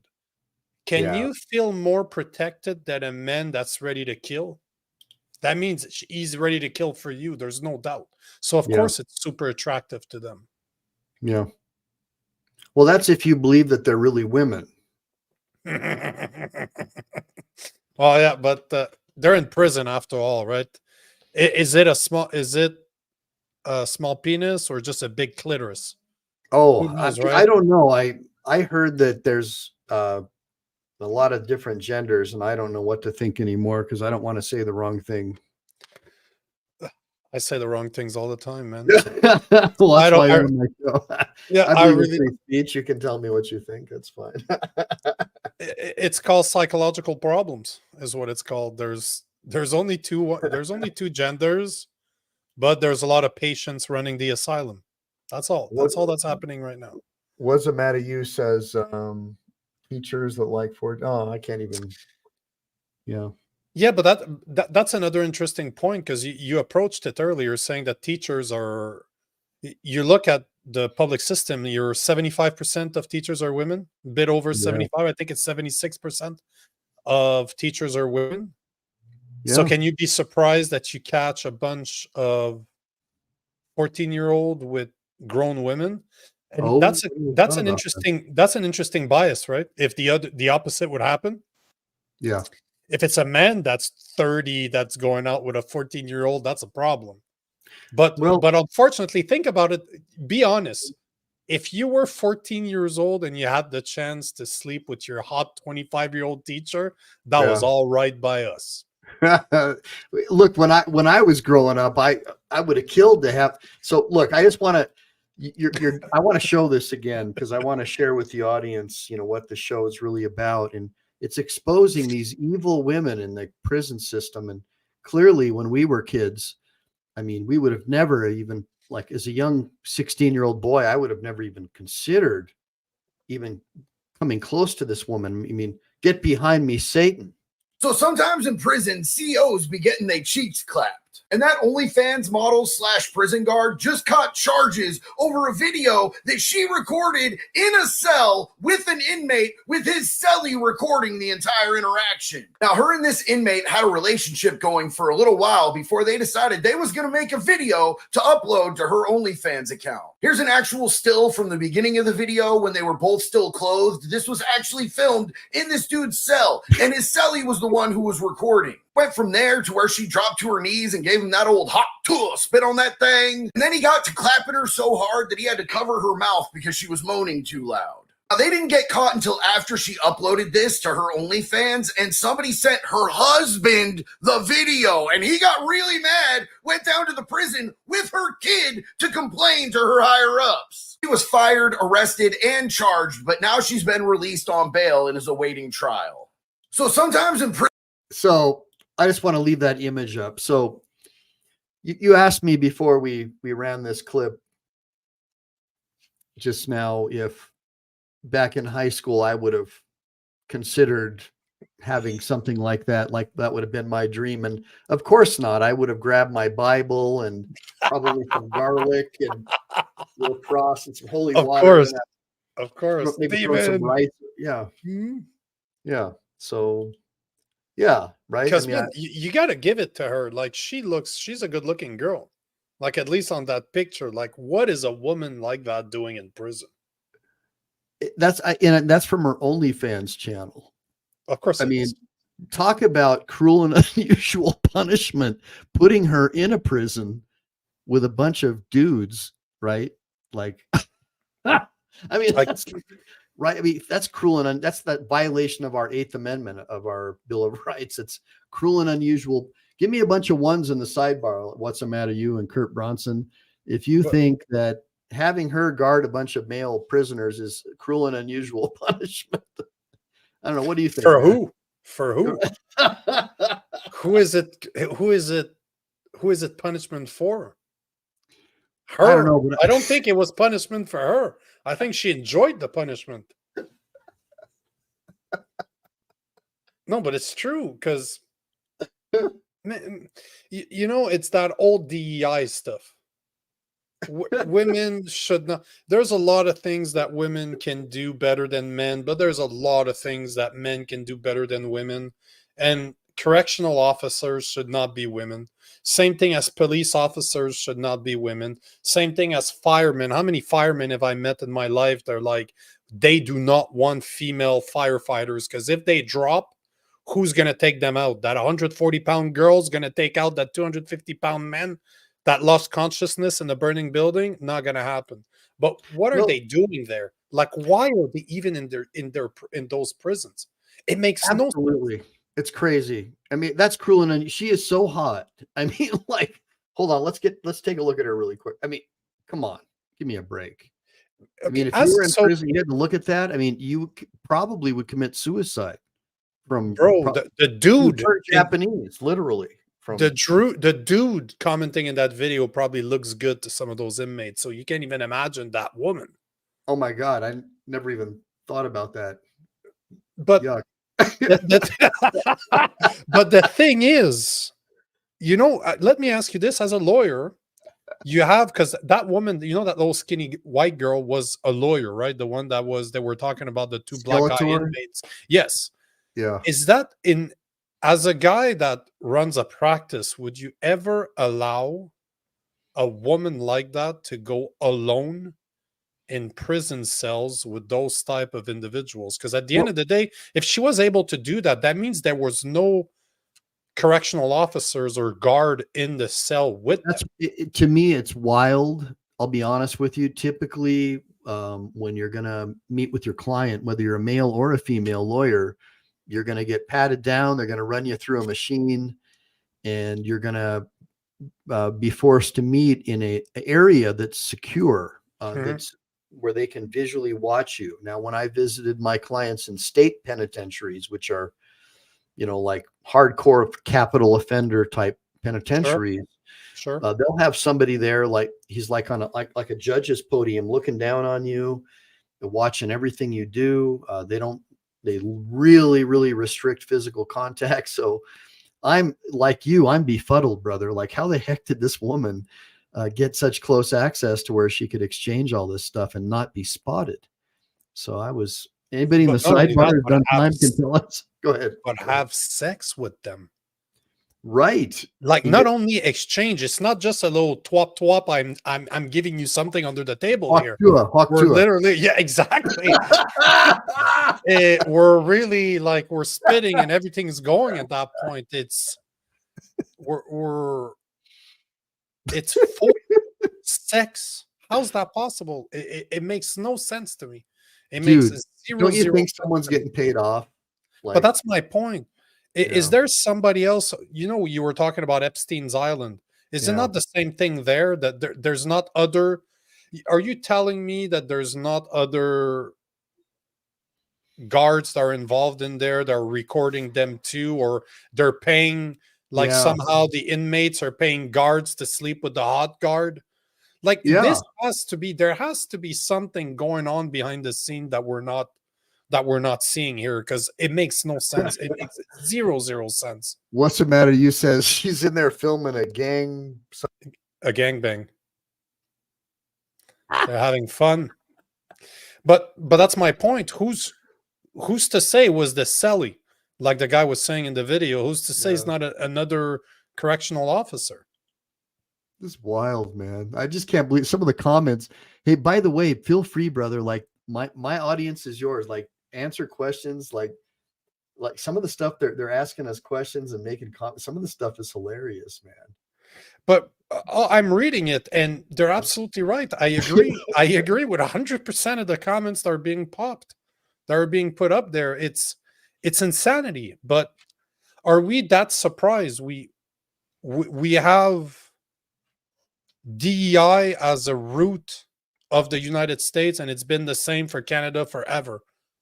We don't want to admit that this is not okay, because that would mean that we're sexist somehow. To say that women should not be in prisons, that's sexist somehow. Well, because we're devaluating them. You mean they shouldn't be in a position where they're guarding male convicts? I think that's 100%. 100%. Because they can be in all other parts, but like, I'm just telling you, like, if I was a prisoner, like, even if she looks like Frankenstein, of course, I'm going to be thinking she's the hottest thing since sliced pie. Oh, right. You're staring at dudes and you're staring at one woman, whatever she looks like. Of course, she's going to look very attractive after a while. It's like beer goggles, right? Beer goggles. Right? But it's true though. It's just this. Those are just symptoms of our system, and how there's no more values. Like, there's no more morals, should I say? Yeah. This is where it all stems from. Those are all symptoms that we're seeing of a bigger problem. Absolutely.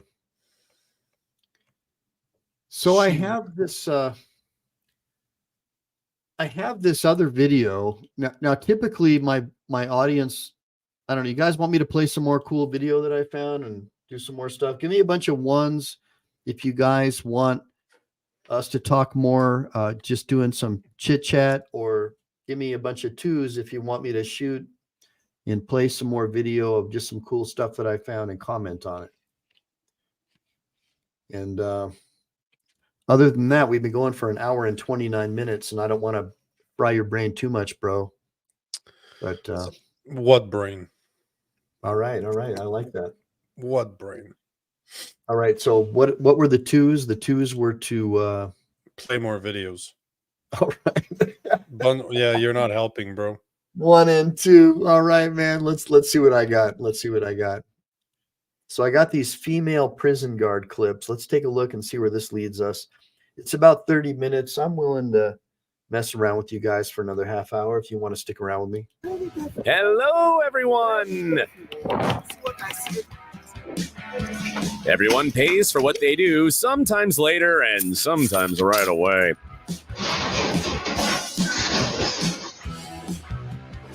Oof. Let's see how karma gets back at people in this compilation.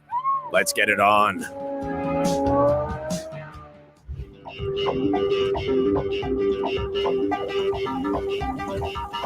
This is a better lesson than any anger management class.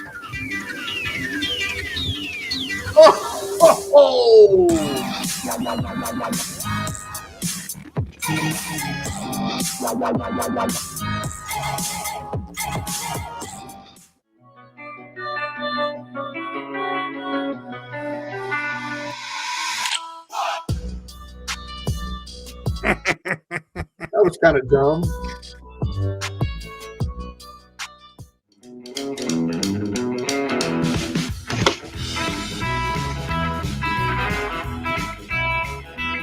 What's up with that? Nice. Oh, yeah. Stolen goods were around $20 in value, but replacing that damaged bumper. Hey, let's talk about that. Let's talk about that, man. So that's somebody who stole stuff off someone's porch, right? They're called porch pirates. Yeah, I've been seeing a lot of that where people are like putting like explosives and stuff in packages. You want to laugh? I saw a video where two of them came out at the same time. Like one was just a bit delayed. One stole and they got into a fight. Like the two porch pirates are fighting over a package that doesn't even belong to them. That's wild, man. Yeah, but what do you expect? Amazon's just leaving your shit on the porch unattended. They don't care. They just dump it there and they're out. Hey, Sean says, don't press charges. Karma has been satisfied. The universe takes care of it for you. For 20 bucks? Dude, right? It was worth it. I'll buy a bunch of stuff for 20 bucks and just leave it there. But I think that's an American problem, bro. I haven't seen that here. That'll set her back about 200. 567.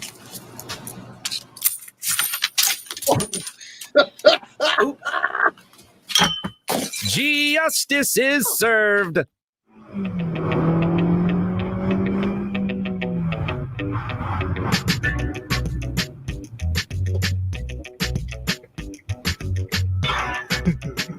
This satisfying video will make many drivers feel better. And this one is for pedestrians forced off the road by drivers like this genius.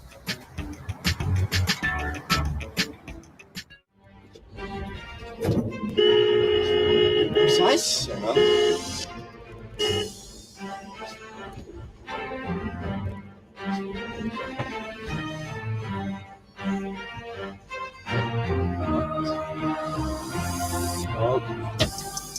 In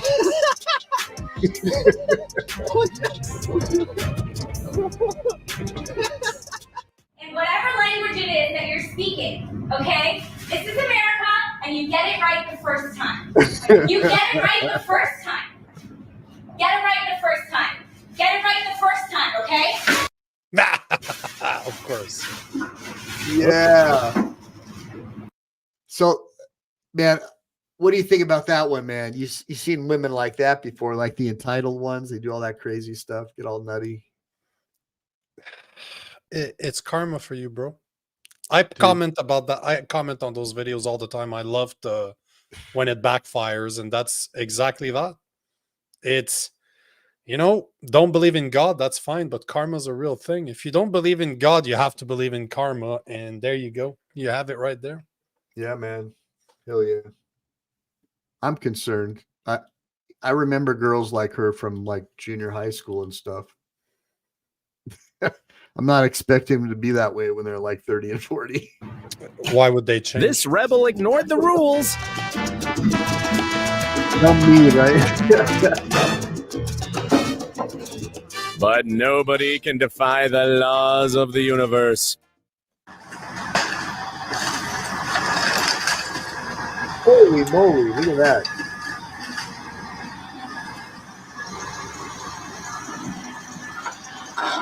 Gotta be a put on, eh? That's impressive.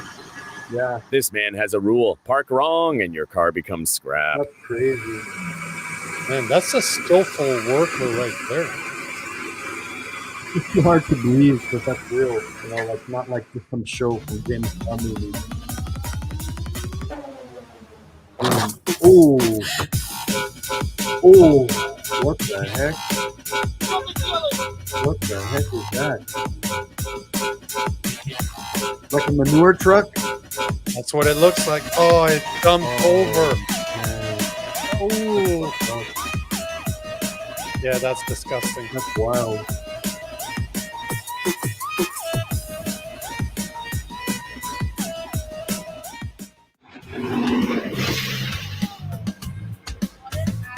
It's always Karma moves quicker than he thinks.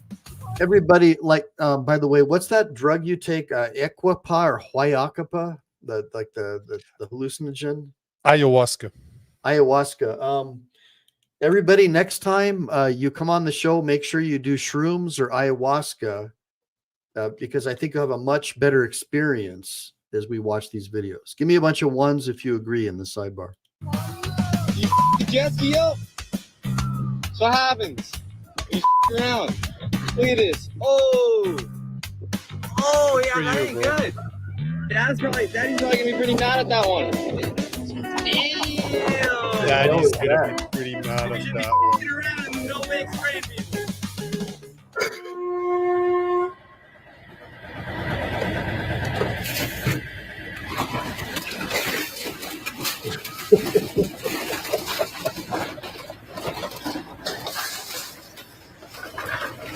You've got to be kidding me. Roll. Oh my God. Roll. I felt that. Oh. In this neighborhood, police have your back if someone invades your selfies.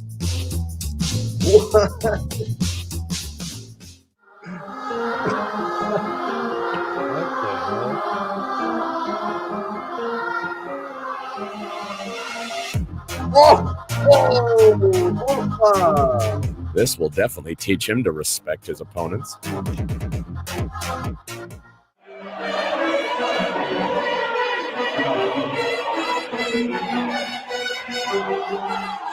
Hey, that's wild. Check that out. They've got like a divider screen. What the heck is that all about, man?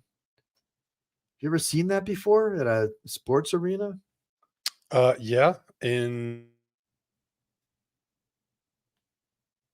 Really? in Europe for soccer. Those guys Okay. no, those hooligans are crazy. That you guys think you like your football, it's nothing the way they like their soccers over there, man. You know, I remember I remember when I was over in Scotland, the Motherwell played against the Celtics. So it's kind of like Catholic versus Protestant, you know. Sure. And it was wild, man. They were throwing like hot soup on each other and throwing rocks, and everybody carried a blade. And it was, you know, you'd have your scarf that denoted your team, like you'd have the green and white scarf if you were Catholic for Celtic. It was crazy, man. Just one thing for Wasamatayu, you're absolutely right. When it comes to ayahuasca, it's not a recreational drug. Oh, okay. This is something that needs to be done with the right mindset, the right mind preparation, the right guidance, the right shaman, the right environment, the right everything. It's something you need to put yourself into. I've done it many times. I've done it in Canada. I've done it in Peru because it's legal in Canada. One thing Canada got right, ayahuasca is correct under certain churches. So I got a friend of mine that actually is a shaman under one of the Brazilian churches. And, you know, man, it's, I highly recommend it for people, but it is something that needs to be done properly. It is not something you do alone at home. You can Mhm. you can get away with that with psilocybin or magic mushrooms, but Interesting. ayahuasca is not that. Yeah, I don't really know much about it, but I've heard that it's actually really helpful to open you up to alternative ways of thinking, and I don't know. I've just heard that it's an amazing thing. I But just it's don't more than know. that. It is the only drug. It is the only medication that they found that can cure PTSD.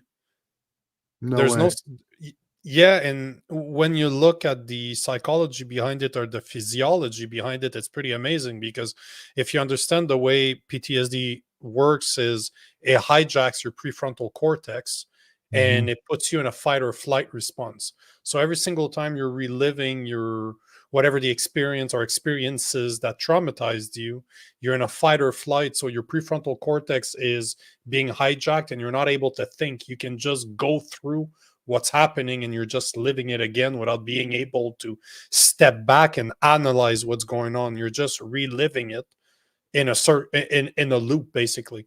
And what substances like ayahuasca, psilocybin can actually allow your brain to do is to let your prefrontal cortex still work, so you're capable of not going in a your brain's not getting hijacked by your reptilian brain, if you will.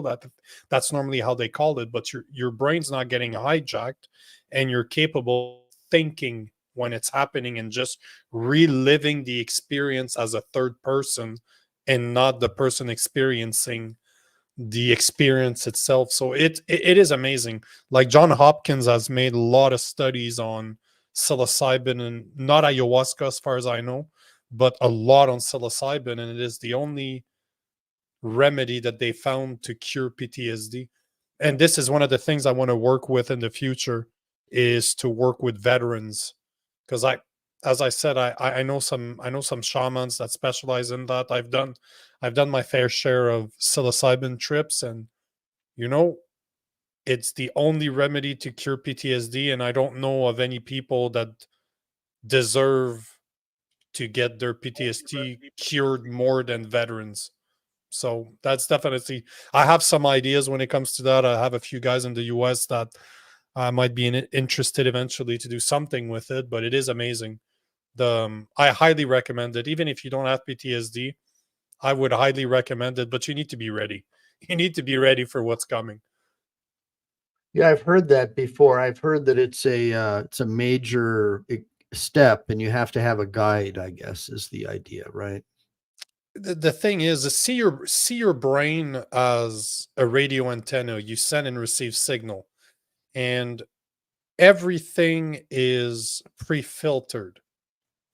At the age of 5, you start building a filter in your brain that will recognize what is important to you and what's not. So you have your subconscious mind and your conscious mind, right?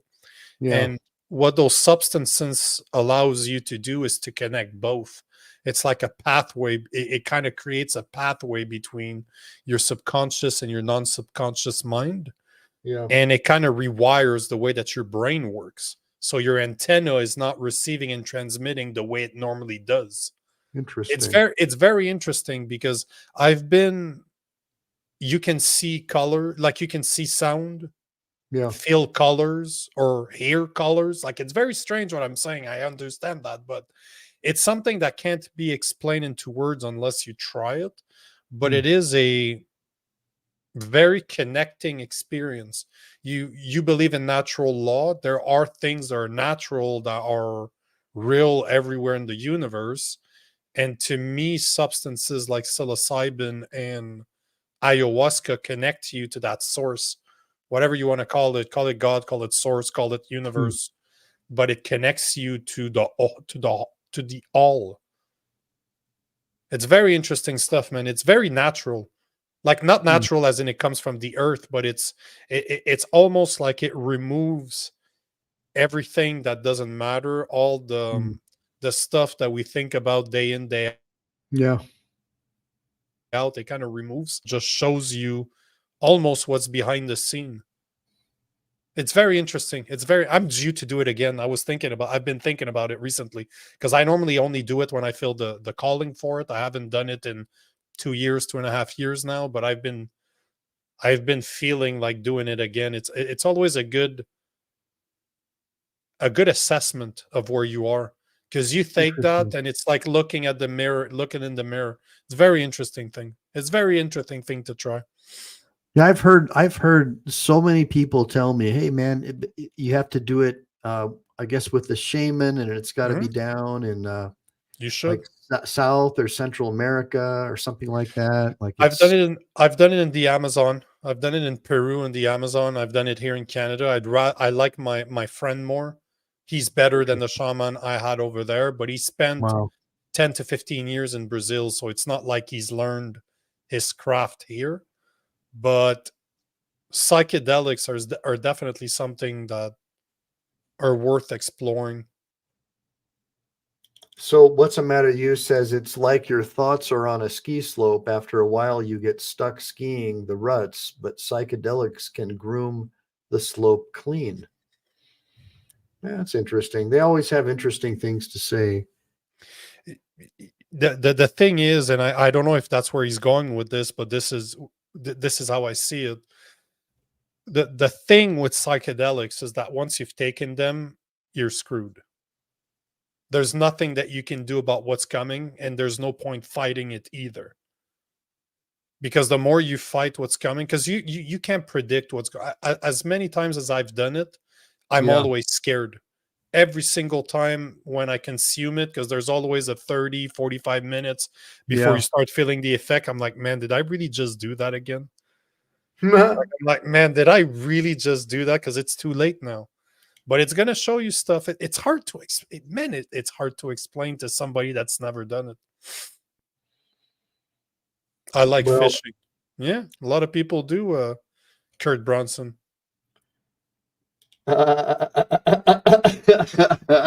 So yeah, so there are people in my audience also who are like totally stone cold sober and like straight edge. But the cool thing is that I think everybody recognizes that they're all on their own path. And what I'm trying to do is foster here this whole concept of like it used to be when our families could get together for Thanksgiving or Christmas, whether they were left or right, and still, you know, have discourse and still love their country. And it just saddens me that one part of the country seems to have lost their way when it comes to loving their country. And that just bums me out, you know. And I think you see the same thing happening up in Canada, right? Like just part of the country has no more love for their country, you know. Oh, you just all colonizers, you're no good. But that's the biggest part.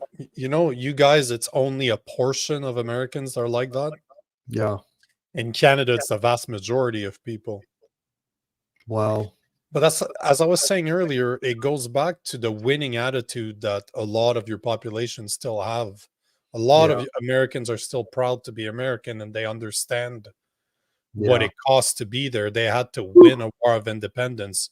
We lost ours, and it translates into our state of mind, into the way that we see the world. So most people, unfortunately, in Canada are not patriotic. Man, look what's going on in your other Commonwealth, like London, man. Like it looks like muted yourself, brother. Yeah, it looks like Al Qaeda is running the whole show there now, you know, like but it's like that in most Europe. That's what happens when you have open borders. Man, it's crazy. They're all men, and they're like having their way with the local women, and if you say anything about it, you'll get arrested for being like racist or something. It's crazy. Xenophobe. You're xenophobe. What the hell is that, dude? You're like, these people aren't supposed to be in our country. You brought them here. You're making us pay for them, and you're letting them have your way with our women, and you're arresting us because they have all these prisons now. They got plenty of places to put them, right? But the UK is like that. France is like that. Look at what happened in a couple of weeks ago when they went for replacing the parliament. Macron called an election. Wow. Marine Le Pen, which is considered far right, but she's more of a middle somewhere. That's what she was saying in her speeches. She's like, we're going to remove you guys.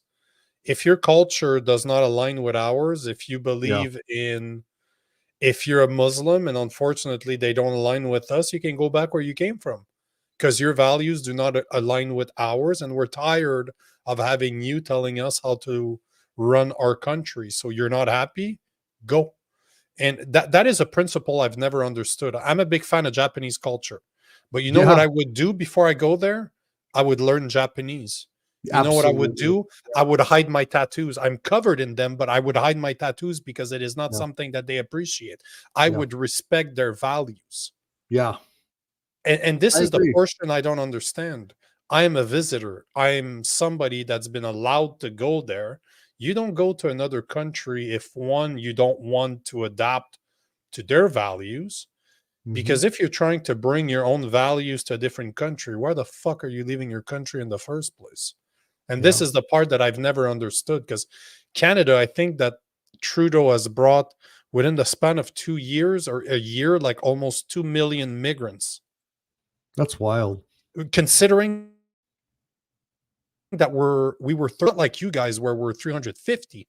We were literally 39 million, and now we're 41 or 42, and they're all migrants from countries that are not bringing anything. They're not labeled. They're not getting on welfare, and they're mainly military-aged males, and the crime is going through the roof. And if the locals say anything about it, they're accused of being xenophobic, and that's what's going on all in the Commonwealth countries, and you see that happening in California.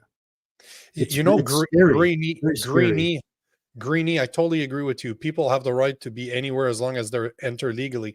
But you know what the messed up part is? My girlfriend and I would like nothing more than being permanent resident in the US. Yeah. I have a couple business in the US. Unfortunately, the lawyer that told me how to do it, I did not do it properly. I spent more than 150 grand in those businesses in the span of a year and a half. And unfortunately, I did not do it right. We cannot become citizen through an E2, as they call them, the E2 visa. So they're making it extremely easy through the southern border to get into the country, receive money from the government, receive a hotel room, cell phones. But you got people like my girlfriend and I that are hard worker, that actually do not require money from the government. But hold on, what would prevent you from flying into Mexico and then paying the drug cartels to drive you across and just getting on Snap and getting everything for free? Nothing. My values. My values, because I don't believe I can do that. I don't believe that that's right. I will not say on one side that illegal immigrants should not have all those paid off. They literally have tax paid accommodation for being there, and next thing you know, they're going to be able to vote in your next election. But they already are. They're voting in municipal elections in the big states like, I guess, New York and Chicago, right? It's insane. But you got a bunch of people like my girlfriend and I that would like nothing more than to be part of your country and do it legally, but they make it so complicated, so convoluted, so it is not easy to become a permanent resident in the US. And yet, if I would go through, I'm dark enough to look Mexican, so I could literally go through the border. Doesn't even matter. They're letting Chinese nationals that look like they're in the military right across, like thousands of them. But it's insane. It's absolutely insane. And it's no different in Canada either. For a while, when Trump was in power, people were running away from Trump. They were doing what you guys are being done through the Mexico border into Texas, and especially Texas, Arizona, and California. You guys were doing where I am right now. Yeah. But there were Americans that were going through it. There were Mexicans that would go to the US and go through the Canadian border because they were scared of Trump. Yeah. It's crazy. So look, man, I'm starting to like fall asleep on you guys. I'm right there with you, man. Yeah, man. But hey, look, everybody, I want you guys to give Nico a big freaking shout out, and I want you to give us your YouTube and all your other handles. So go ahead and tell us how to get a hold of you and find you and stuff. Real Nico Lagan, RealNicoLagan. I'm on like 11 or 12 different social media. So if you're using one, I'm on there. Give me a bunch of ones for Nico, guys, for showing up for us and being. Thanks for having me, brother. Yeah, being a true patriotic Canadian, it was so hard to find you. I want to have you back on again because Yeah, there's not a lot of us. yeah. And you know what the worst part is, that there's not a lot of us, and there's even less that are ready to talk about it. Yeah, I knew some like years ago back in the 90s from British Columbia, Mhm. and they were pretty spot on. They were like veterans, military vets, or their family members had served in the war, like good people, you know. Mhm. And they would just complain incessantly about how Canada was becoming communist. Yep. And lo and behold, now with Trudeau, you see it's happened. I mean, you got people who are begging to have the jack boot on their face, stomping on them for the rest of their lives, begging for it. But that's what they want. They've replaced, literally, the government has replaced their parents. So Yeah. the people go from living in their parents' house to living under the government. Like, that's all they're doing. The transition is very, very simple, but unfortunately they're too blind to understand what's going on. But I don't know, man. I don't know if we unlike you guys, we have multiple parties here. It's not just a two-party system. Yeah. But all of our parties, none of them are even center anymore. Oh, Like, I know, it's wild. even for the people out there that are classical liberals, Yeah. classical liberals are libertarians, are another way to call libertarians back in the days. There's Yeah. not a lot of difference between a classical liberal and a libertarian, but we don't It's even true. have that. Like, I sit somewhere in the middle, so call me whatever you want, but Mm. I'm a bit more to the right because I'm a God-fearing man, I'm a Christian, but there's not a lot of us here. And Yeah. even less when like our conservative party, and I'm air quoting it, is just a left party that has a bit more tendencies to the right. It's more Wow. to the center than it is in the left, but it is not a center party. We don't have an alternative on the right side anymore. So, Well, let's plan on having you come back, and make sure everybody hit the like and subscribe button. Make sure to hit that like and subscribe button, and make sure to press the save button too, because that's a real big signal to Google that they like our stuff, and YouTube. And also go to my homepage on YouTube and pick up a digital copy of How I Became a Lawyer with no undergrad or law degree, and my journey on how I did that. And other than that, make sure to follow Nico. And Nico, give us a shout out really quick again with your call signs. real Nico, NICOLAGAN. Just look for Nico's- the good-looking, bald-headed Frenchman on all social. And Nico, you've got like I think hundreds of thousands of followers on the other channels, right? Yeah, something like 140, 150. But I grow about 15% right now every month. That's kind of what I do, right? So, Yeah.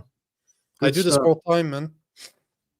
Well, yeah, and so by the way, all you guys in my sidebar know I'm a proponent of building parallel systems where we help each other, where we're like-minded and we have similar goals and similar means and ends. And so, if anybody is looking for help with their video editing or any kind of stuff like that that has to do with helping you out with your channel, reach out to Nico. Even if he can't help you, he'll lead you in the right direction. Amen to And that. yeah, and with that being said, make sure to like and subscribe, make sure to save, because we never know when the thought police are going to take down this channel. Thanks everyone for joining me. Hopefully I'll see you tomorrow. I'm not sure, but we may. But either way, it was a blessing to be able to spend all this time with you guys, and I'll see y'all real soon. So